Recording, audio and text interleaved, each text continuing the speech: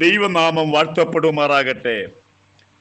യേശുക്രിസ്തുവിൻ്റെ വീണ്ടും വരവും പ്രവചന പഠനമെന്ന 100-ാമത്തെ ഭാഗത്തേക്ക് ഏവരെയും പ്രാർത്ഥനയോടെ ക്ഷണിച്ചുകൊള്ളുന്നു.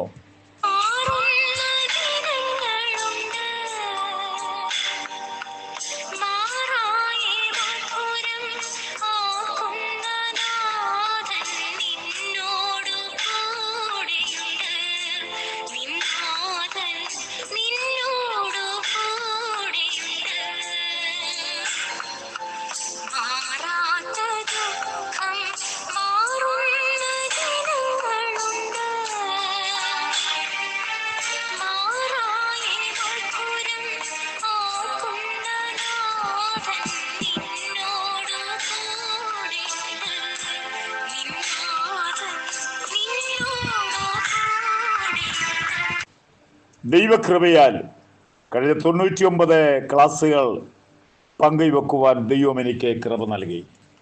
100-ാമത്തെ ഭാഗത്തേക്ക് ക്ഷണിച്ചുകൊള്ളുകയാണ്. പുതിയ നിയമ സഭയും ശുശ്രൂഷകന്മാരും. കാരണം കർത്താവിൻ്റെ വരവിങ്കലെ സഭയെ ചേർക്കുവാനാണ് നമ്മുടെ കർത്താവ് വരുന്നത്. അതുകൊണ്ട് സഭ എന്താണെന്നും ശുശ്രൂഷകന്മാർ എന്താണെന്നും ബൈബിളിലൂടെ നമ്മൾക്ക് അല്പനേരം ചിന്തിക്കാം. എഫേസ്യ ലേഖനം 4-ാം അധ്യായം 8-ാമത്തെ വാക്യം. ഉയരത്തിൽ കയറി ദാനങ്ങളെ കൊടുത്തു. എന്താണ് ദാനം? 1, പകരപ്പെട്ട പരിശുദ്ധാത്മാവ്. 2, നിയമിക്കപ്പെട്ട ശുശ്രൂഷക വൃന്ദം.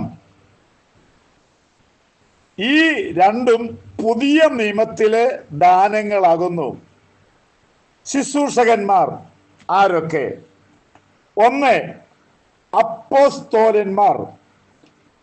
എഫേസ്യ ലേഖനം 4-ാം അധ്യായം 11-ാമത്തെ. ചിലരെ അപ്പോസ്തോലന്മാരായും ദൈവത്താൽ അയക്കപ്പെട്ടവൻ, അവരാണ് അപ്പോസ്തോലൻ. നമ്മുടെ കർത്താവിൻ്റെ ശിഷ്യന്മാരെ അപ്പോസ്തോലന്മാർ എന്നാണ് നമ്മുടെ കർത്താവ് പറഞ്ഞിരിക്കുന്നത്. 2 കൊരിന്ത്യർ 12-ാമത്തെ വാക്യം അത് വായിച്ചാൽ അത് നമുക്ക് മനസ്സിലാക്കാൻ സാധിക്കും. ഞാൻ ഒരിക്കൽ ക്ലാസ്സിൽ പറഞ്ഞുകൊണ്ട് ഒരാവർത്തനം ആവശ്യമില്ല എന്ന് കരുതുന്നു. 2, പ്രവാചകന്മാർ. എന്താണ് പ്രവാചകന്മാർ? 1 കൊരിന്ത്യർ 14-3 പ്രവചിക്കുന്നവൻ ആത്മീയ വർധനവുണ്ടായിരിക്കണം, പ്രബോധനമുണ്ടായിരിക്കണം, ആശ്വാസമുണ്ടായിരിക്കണം. ഇത് പ്രവചനത്തിൽ ഏറ്റവും പ്രധാനമായ കാര്യമാണ്. അടുത്തത് പ്രവചന ശുശ്രൂഷ എന്താണ്? അഗബോസ് എന്ന പ്രവാചകൻ എഴുന്നേറ്റു. ലോകത്തിൽ മഹാക്ഷാമം ഉണ്ടാകും എന്ന് പ്രവചിച്ചു. അപ്പോസ്തലപ്രവൃത്തി 11:28. ക്ലൗദിയോസിന്റെ കാലത്ത് അത് സംഭവിച്ചു. അപ്പോസ്തലപ്രവൃത്തി 21:11. പൗലോസിനെ ബന്ധിക്കുമെന്നും ജാതികളുടെ കയ്യിൽ ഏൽപ്പിക്കുമെന്നും താൻ പ്രവചിച്ചു. അത് സംഭവിച്ചു. അപ്പോസ്തലപ്രവൃത്തി 15:32. യൂദയും ശീലാസും പ്രവാചകന്മാർ ആകൊണ്ട് പല വചനങ്ങളാൽ സഹോദരന്മാരെ പ്രബോധിപ്പിച്ചും ഉറപ്പിച്ചും എന്ന വാക്യം ഇത് തെളിവെടുക്കുന്നു. നമുക്ക് ഇന്നത്തെ പല പ്രവാചകന്മാരെ നോക്കുമ്പോഴേ മനുഷ്യന്റെ ഇംഗിതം, അവന്റെ ആഗ്രഹം, അവന്റെ ഉള്ളിലിരിപ്പ് എന്താണെന്ന് മനസ്സിലാക്കിക്കൊണ്ട് ഭാവി കുറെ ഭൗതിക നന്മകളാണ് പ്രവചിക്കുന്നത് നല്ലൊരു ഭാഗം ആളുകളും. എന്നതിനകത്ത് സത്യസന്ധമായി പ്രവചിക്കുന്ന പ്രവാചകന്മാരും ഉണ്ട്. എന്നാൽ നല്ലൊരു ഭൂരിഭാഗവും ഭൗതിക നന്മകള്, വരാൻ പോകുന്ന അനുഗ്രഹങ്ങളെ എന്ന് വേണ്ട ഒരുപാട് ഭൗതിക നന്മകളെ പറ്റിയാണ് പ്രവചിക്കുന്നത്. പുതിയ നിയമത്തിൽ ഭൗതിക നന്മയുടെ പ്രവചനമില്ല. മുഴുവൻ ആത്മീയ വർധനവിനും വിശ്വാസികളുടെ നിലനിൽപ്പിനും. എന്തോ ഈ കാലയളവിൽ നമ്മുടെ ജനങ്ങൾ ഭാവി അറിയണം, നാളെ എന്തായി തീരണം എന്ന് ആഗ്രഹിച്ചോടുന്ന ഒരു കാലയളവ്. വചനത്തിനോട് താല്പര്യമില്ല എല്ലാവർക്കുമല്ലേ? ഒരു ഭാഗം ആളുകൾക്ക് അവർക്ക് ദൂത് കേൾക്കണം. ദൂത് കേൾക്കണമെങ്കിൽ ദൈവസന്നിധിയിൽ ഇരുന്നാൽ ദൈവം പ്രവാചകന്മാരിലൂടെ അയക്കാറുണ്ട്. പ്രവാചകന്മാര് എൻ്റെ അറിവിൽ എൻ്റെ ദേശത്ത് വർഷങ്ങൾക്ക് മുമ്പേ ദൈവാത്മാ നിയോഗത്താൽ ഒരു പ്രവാചകൻ കടന്നു വന്നു.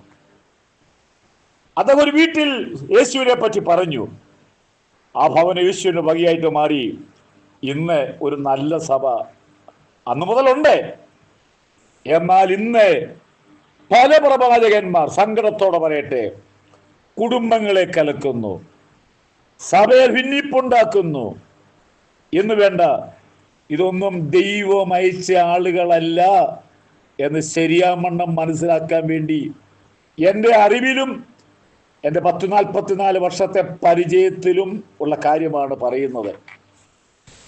അതുകൊണ്ട് ഇങ്ങനെയുള്ളവരെ നമ്മുടെ വീടുകളിലോ സഭകളിലോ പ്രവേശിപ്പിക്കാൻ പാടില്ല.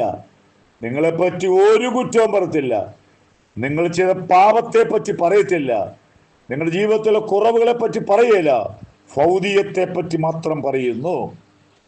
1 യോഹന്നാൻ 4-ാം അധ്യായം 1-ാമത്തെ വാക്യം വായിക്കുമ്പോൾ അവിടെ യോഹന്നാന്റെ കാലത്ത് കൊണ്ടെന്ന് അപ്പോസ്തലന്മാർ ശക്തമായി നിൽക്കുന്ന കാലത്തും ഇതിങ്ങളുണ്ടെന്ന് കള്ളപ്രവാചകന്മാർ പലരും ലോകത്തിലേക്ക് പുറപ്പെട്ടിരിക്കുകയാൽ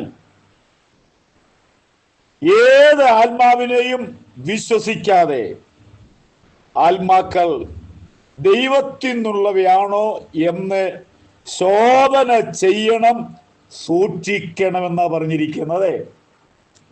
എന്നെ കേൾക്കുന്ന സഹോദരങ്ങളെ, ഞാൻ പ്രവചനം അങ്ങേയറ്റം വിശ്വസിക്കുന്നവരാണ്. പ്രവചനം ഏറ്റവും നല്ല ശുശ്രൂഷയിൽപ്പെട്ടതാണ്. നമ്മുടെ പെന്തക്കോസ്തിന്റെ പ്രാരംഭ കാലയളവിൽ പ്രവാചക ദൂത് കേട്ട് അനേക പാപികൾ യേശുവിനെ കൈക്കൊണ്ടിട്ടുണ്ട്. അവരുടെ കുറവ് ഏറ്റു പറഞ്ഞിട്ടുണ്ട്, അവരുടെ പാപങ്ങളൊക്കെ വിളിച്ചു പറഞ്ഞിട്ടുണ്ട്. ആ പ്രവചനം ഇന്ന് ചിലരിലൂടെ നടക്കുന്നു മാത്രമേ ഉള്ളൂ. നല്ലൊരു ഭൂരിഭാഗവും വ്യാജ പ്രവാചകന്മാരാണെന്നുള്ള കാര്യം ബൈബിൾ അടിസ്ഥാനമല്ല എന്നുള്ള കാര്യമാണ് ഞാൻ ഓർപ്പിക്കുന്നത്.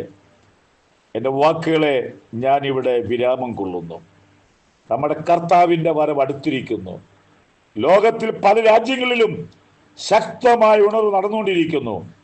ആയിരങ്ങൾ സ്നാനപ്പെടുവാൻ തയ്യാറായിക്കൊണ്ടിരിക്കുന്നു. ഭാരതം ഒരു ഉണർവുണ്ടാകട്ടെ, പ്രാർത്ഥിക്കുക.